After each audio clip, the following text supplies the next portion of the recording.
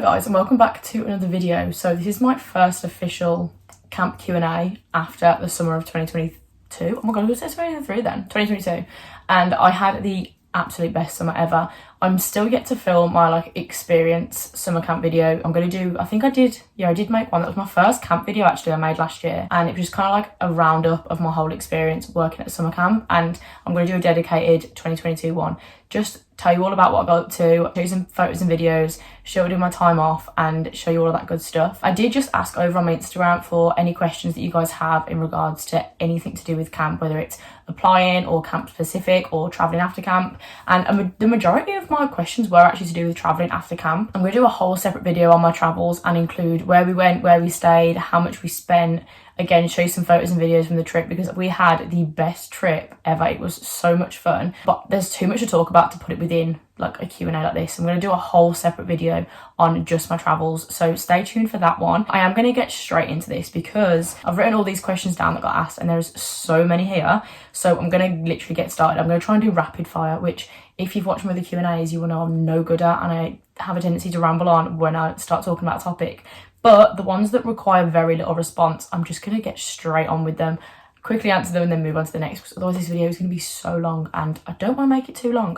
So thank you for watching guys, and I hope you enjoy the video. Okay, first question is how many new staff were at my camp and did you all get on straight away? And this honestly was like such a good mix of staff this year. I can't even describe how different it was in comparison to my past two summers. For me, every summer I've gone back has just got better and better, and there was a lot more new staff this year I found, because obviously the returners from my year were we hadn't been to camp since 2019, and I want to say there was maybe 10 of us, international staff that is, not like American staff that could go last year, probably 10 staff that made it back from the summer of 2019 this year, which is crazy. Obviously there were returning staff that were new staff to me because obviously I couldn't go last year, so I want to say was definitely majority new staff.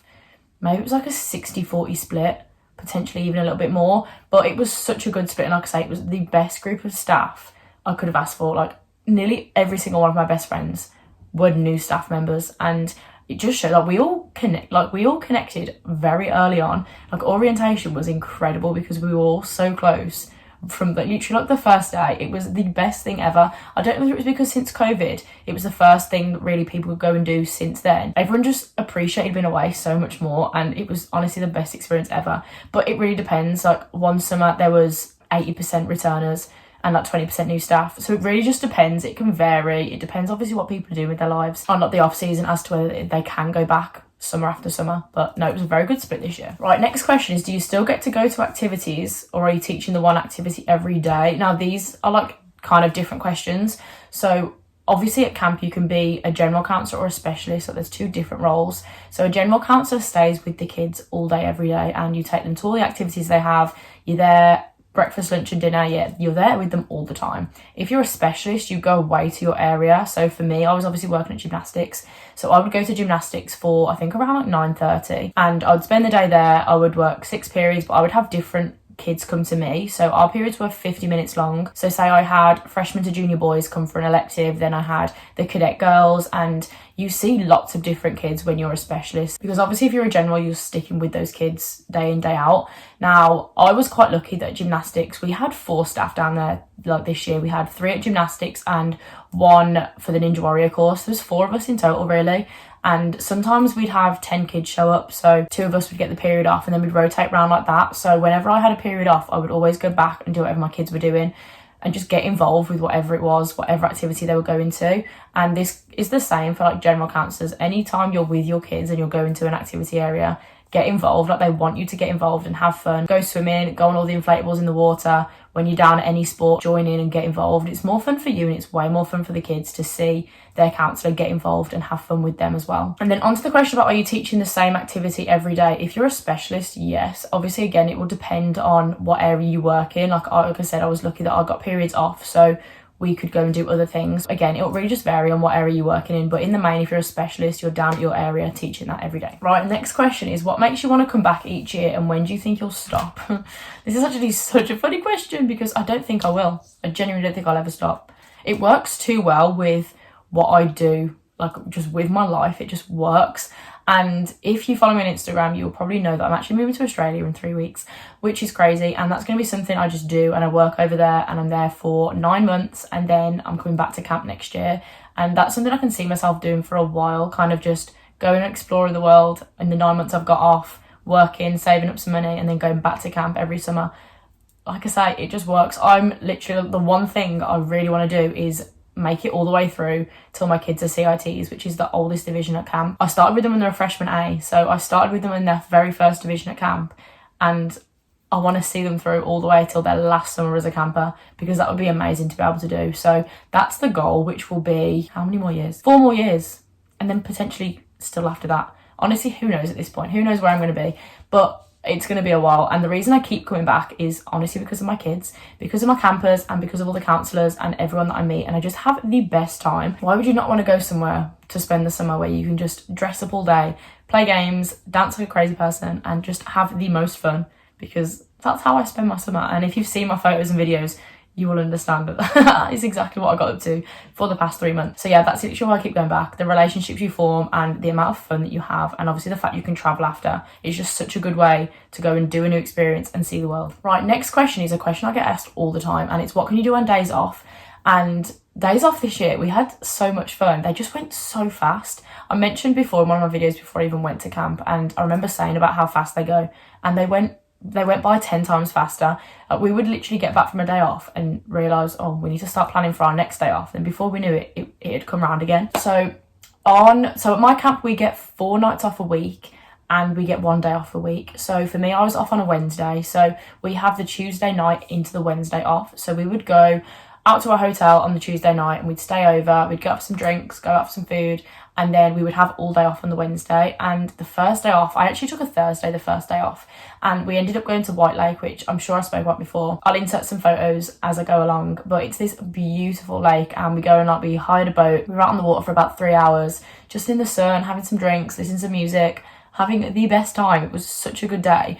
And then normally after we've done something, like in the middle of the day, we'll normally always go for breakfast first. We'll go to a really cute diner, have some food, then we'll go and do something for the day, and then we'll normally just go and get some dinner, wander around the shops, get anything we need from Walmart, and just feel like you have chilled a little bit. So White Lake was where we spent our first day off, and then in the main we went to Skinner's. Skinner's is, again, I've spoke about this before, it's kind of like, I really don't know how to explain it. It's just like a lake, a really pretty lake with loads of like rocks and stuff where you can sit on, again, go and chill in the sun, listen to some music, chill out, go swimming. And it's nice to have that day off where you can just be with all your friends, chilling away from camp, have that little break, but then you're ready to go back the next day. Like, you do feel like you've relaxed. I did actually this year. Normally I don't. Normally I didn't feel like a day off gave me a day off, because it was kind of normally like pretty wild and pretty hectic. But in the main this year, I was actually okay. But yeah, this will vary obviously depending on what camp you go to. Like, some people have days and time off differently. Like, we met 2 girls in New York, and they were at a different camp. I think they were at a camp in Pennsylvania, but they had every weekend off. They only worked like Monday to Friday. I think it must have just been a day camp or like a weekly camp, and the kids just came for 5 days. Then they had the weekend off, and then other kids came. I literally just spoke about this in my last video. It's worth asking your camp when you have an interview with them how time off looks, just so you can have an idea of what time off you get, what you can do on your time off, because it is quite an important part of going to camp. Like, it's an important factor. But yeah, days off this year was so much fun. But like I say, they're pretty chill. You can go into New York on your day off. We were told not to this year, only because of COVID. Like, obviously stuff was still going on. But in the main, like, I've taken a trip to New York on my day off before. Some people went to Philly on a day off, I think. Boston maybe, Six Flags. Like, trips out are normally fine. We were just asked to not go on trips to like big cities, just due to COVID still been a thing. But as of next year, I'm assuming it'll be fine. But normally you can go and like take trips out to the city and stuff like that. Right, next question. Someone was asking how it works if you want to wake up early and leave the bunk before obviously the kids and everyone else is awake, and talking about like obviously the kids not being left unsupervised. And again, this is just something you have to talk about with your co-counsellors. So this year there was 3 counsellors in my bunk, and we had 13 kids in the bunk. It did go to 12 kids, but that ratio was pretty good. Like, it was a good number. If I decided I wanted to get up and like go to the gym early in the morning, that would have been fine. Sometimes if I didn't go to the gym, don't get me wrong, I did not once wake up ridiculously early because I just could not handle it this summer. But if I was going to, I'd probably just mention to my co-counsellors, oh, I'm just going to get up early in the morning, go to the gym, just more in case if they woke up and they saw that you were gone, just that they knew where you were in case something was happening, you needed to be there. But in the main, it's honestly fine. But if all three of us wanted to get up early and go to the gym, obviously we couldn't do that. We'd have to have worked it on like a rota basis. But it wasn't a problem. It's never normally a problem because there's normally between 3 and 5 counsellors in a bunk maybe. So it's normally pretty easy to just be able to work around. So as long as you communicate and you talk it over, it's normally fine. Now this one I've really got to think about because there was so many of these throughout the summer that it's hard to pick. So someone's asked what my top 3 favourite memories were from the summer. How am I supposed to choose 3? Okay, one of them was definitely when during Las Bowl, which is this huge American football tournament that our camp and loads of the camps come and take part in. We won Las Bowl this year, which was insane. But one of the halftime shows, we did like a cheer. So much fun. I'll insert either some photos or the videos from that. And me, Meg and Dylan, we were like 3 counsellors. Meg does cheerleading back home. Dylan does cheerleading as well, actually. I obviously do gymnastics. I was like, you know what? I want to join in on this, have some fun. And we all had like matching jerseys on. And it was just so much fun. I think we did it with, there was us 3 and then I think around 12 kids. And it was literally the best. Such a nice moment. We literally performed it in front of the whole camp out on the football field. And it was just amazing. My other favourite memory was definitely colour war. I got lieutenant in colour war this year, which if you don't really understand colour war, it's not really going to mean anything to you. But colour war at my camp, the whole camp gets split into 2 teams, like blue and white. And it's a 5-day long event and there's loads of crazy activities, loads of stuff going on, and it's this big tournament between these 2 teams. So there is 5 girls and 5 boys on each team. So 20 staff in total get selected and they run colour war. Colour war was honestly the most fun, like the most fun thing ever. So that's number 2. Well, I honestly can't even pick 3. It's so hard. To be fair, my other favourite memory is probably opening day. Like the day I got to see all my kids again after having not seen them in 3 years was the nicest day ever. And I remember seeing them, I was so nervous because I hadn't seen them since they were like 8 and 9 years old. And they're now like 12, turning 13. And I'd talked to them quite a lot throughout like the years that I couldn't go, and we'd stayed in touch. But I was like, oh my God, this is crazy that I'm going to get to see these girls again. And I remember like seeing them all, felt so emotional. It was so nice to see them. And then Remy, one of my girls, I was like tapping her on the shoulder because she hadn't seen me yet and she was turning around. And then as she saw me, I can't remember how it even happened, but as she saw me, she like jumped on me and I kind of like fell back and there was a bag right behind me. So it just wiped my feet out, fell over, and then Izzy, another one of my campers, ended up falling on us as well. It was just such a nice day and it was, like I say, so nice to see them again. Them to find out what bunks they were in, see each other again and just get excited for the summer, and honestly, it was just the best. Okay, next question is, what's the biggest piece of advice for a first timer? And honestly, the only thing I can really say is get yourself stuck in and have fun and don't be afraid to be crazy or look silly because everyone does. When you let go of that fear of looking stupid in front of people, you end up having so much fun because not caring is like the best, and you can just be crazy, be silly, and it's so much fun. Right, someone said, should I bring things like decorate the bunks or bring like little things for the kids? And this is completely up to you. I didn't this year, but normally I would like take photos and stick them up on the bunk and just take things that reminded me of home. But this year I didn't. I don't know why I didn't. I feel like everything just happened so fast on those last few weeks going before camp that I didn't even get to think about that. I would advise, one thing I didn't take this year that I kind of wish that I had, that's the next question actually, was like a pillowcase. I normally take a pillowcase just flat that either I've bought from Primark or it's my pillowcase from home. That is just nice to have your own pillowcase, because when you first get to camp, they'll give you your bedding, but it's just like camp bedding. So it's like a blanket, a plain white sheet and a plain white pillowcase. So if you want something straight away to be able to put on your bed, make you feel a little bit more at home, I definitely recommend doing that. You obviously have the opportunity to go to Walmart and Target and buy bedding, but it's not for a good few days. So if you want something initially for like right when you're at camp, definitely say take a pillowcase and maybe like a little blanket. You know, the little £4 blanket you can get from Primark. I would definitely recommend taking one of those. It's just nice to feel at home. But yeah, in terms of bringing things to decorate the bunks, you can bring like little fairy lights or little things like that. It's just completely up to you. And bringing things for the kids, you can. I don't really know many of the people that have. When you get to camp, we could like make things in arts and crafts if you wanted to. Like we'd make big signs for them for when they arrived. You can make little bracelets. So little things like that are fine. Taking snacks from home though is obviously quite a good idea.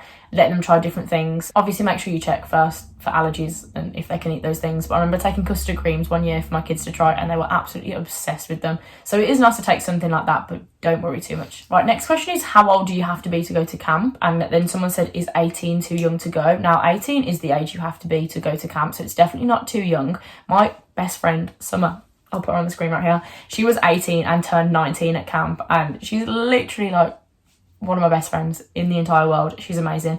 And like I always say this, like, age doesn't really matter when you're at camp.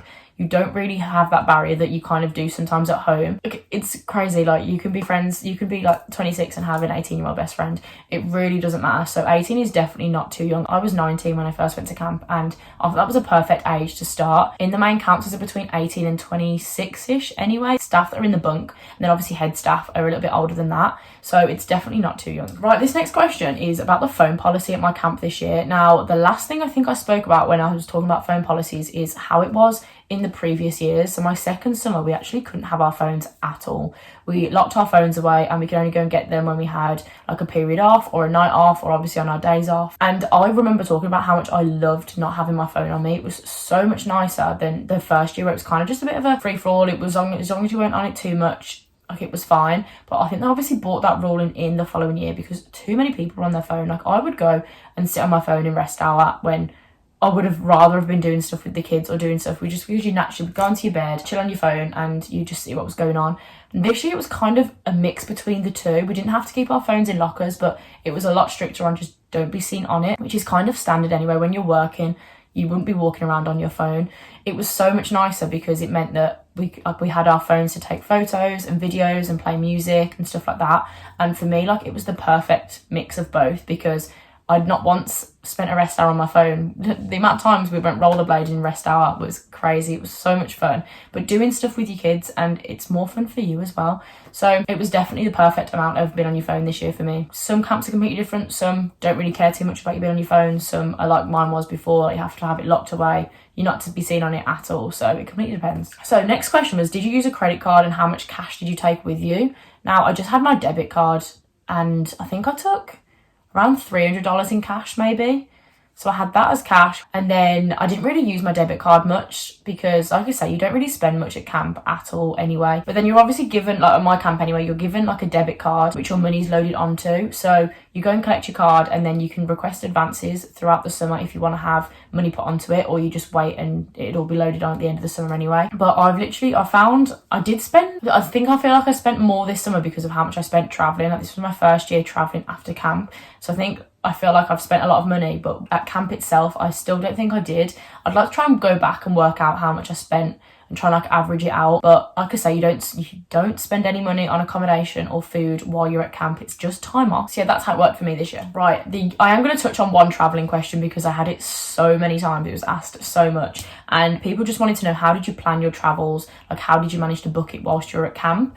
And I remember that 8 of us, so again, I'll explain this in more detail in my traveling video, but there was probably around 10 of us that traveled together, as in this group of 10 stuck together throughout the whole nearly 3 weeks of traveling. And then we had a few people that came and joined us for a few days and then went off and did their own thing and stuff like that. So the initial 10 of us that planned like to stay together throughout the whole thing, I remember we sat outside the canteen on a Saturday. We have like staff meetings, and then some people are off on Saturday nights, but you can't leave camp, so everyone stays on camp. And then after the staff meeting, it might be like Tuesday and Wednesday, day off, staff have the night off. So when we had that night off, we just sat outside the canteen and we booked a flight to New Orleans. We booked nothing else for ages. We just booked this one flight. We're like, oh, well, at least we know we're going. We're just going to book the rest along the way. And that's exactly what we did. We didn't book everything like whilst we were still at camp. I think we booked, so New Orleans was definitely booked. The hostel we stayed at in New Orleans was booked. I booked my flight over to LA, I think before anyone else did. I was like, I'm not risking these flight prices going up. Me and Summer booked it together. We booked our flight over to LA, then our hostel for the first 3 nights in LA.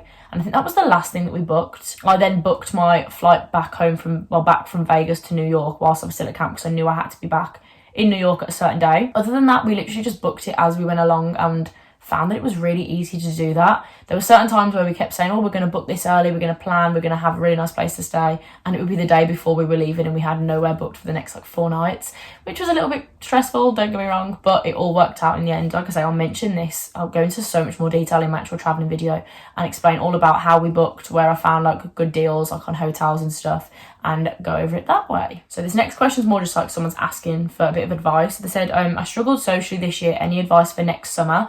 And in terms of that, I'd really just say put yourself out there and meet people before you actually get to camp. So my biggest tip that I would literally recommend to anyone going to camp is join as many of the Facebook groups or WhatsApp groups or any kind of social media things that they had going on, just so you could meet people before you went. Like the majority of the people I met at camp this year, I'd spoke to a lot throughout the past like 4 months running up to camp, because our WhatsApp group was so active that people were asking questions, people were like organising FaceTime calls, we're organising meetups, and having those few people just that you've spoken to, even if it's over the phone or over text before you go, it's just nice having someone that's familiar to you, that you know before going, and you see them, you like feel like you already know them, feel like you've already got a friend. So I definitely recommend doing that. That is like my biggest tip. And again, just trying to let go of the fear of feeling a little bit silly or stupid and just letting yourself have fun, because in the main, I feel like that's when people struggle a little bit in putting themselves out there, because they don't want to look silly and they don't want to do certain activities. But once you get rid of that, it's honestly so much fun. Right, my next question is, how long did it take to settle in? And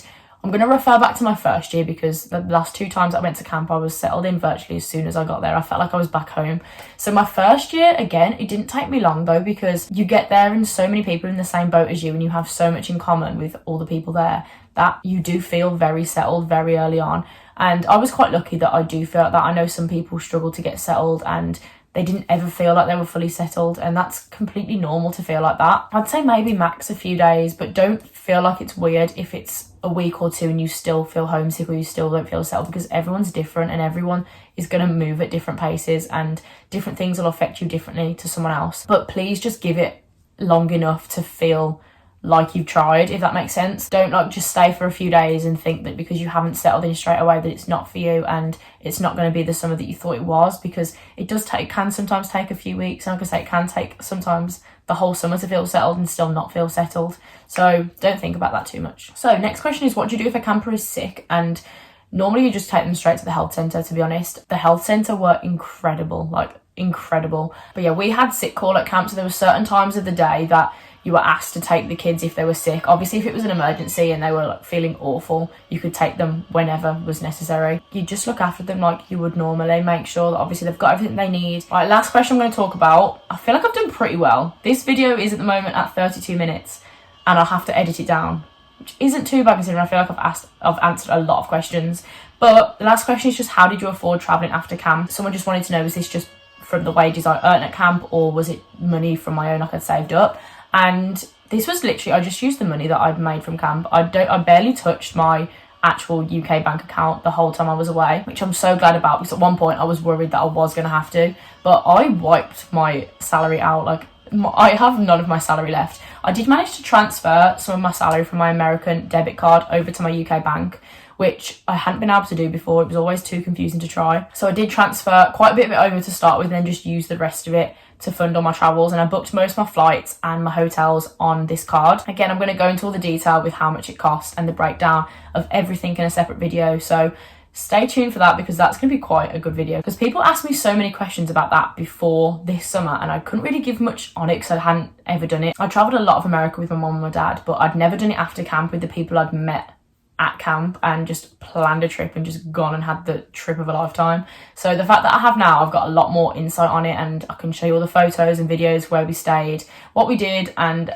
I just had so much fun. It was literally the best. I can't wait to film that video. It's going to be amazing. But yeah, I'm going to do the shortest outro ever, because I don't want to make this too long again.